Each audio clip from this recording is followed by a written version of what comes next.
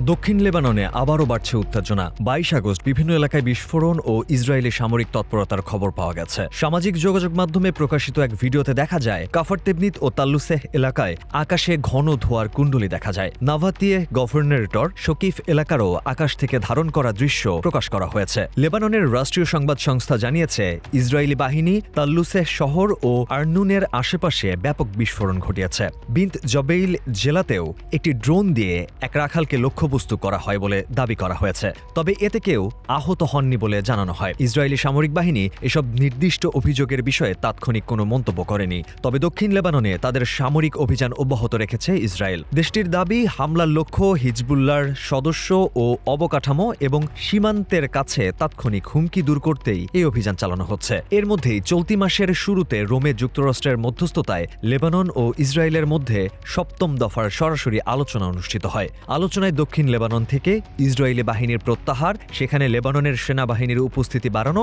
এবং হিজবুল্লাহর অস্ত্রের ভবিষ্যৎ নিয়ে আলোচনা হয়েছে। লেবানন দক্ষিণাঞ্চল থেকে ইসরায়েলের পূর্ণ প্রত্যাহার ও রাষ্ট্রীয় সার্বভৌমত্ব পুনঃপ্রতিষ্ঠার দাবি জানাচ্ছে। অন্যদিকে ইসরায়েল বলছে, সীমান্তবর্তী ইসরায়েল বসতিগুলোর জন্য হিজবুল্লাহর হুমকি দূর হওয়ার নিশ্চয়তা ছাড়া তারা পুরোপুরি সেনা প্রত্যাহার করবে না। আলোচনায় হিজবুল্লাহ অংশ নিচ্ছে না। সংগঠনটি এই প্রক্রিয়ার বিরোধিতা করে আসছে এবং লেবানন সরকারকে যুক্তরাষ্ট্র ও ইসরায়েলের চাপের কাছে নতি স্বীকারের অভিযোগ করেছে। ফলে আলোচনার পাশাপাশি দক্ষিণ লেবাননে নতুন করে সামরিক উত্তেজনা পরিস্থিতিকে আরও জটিল করে তুলছে।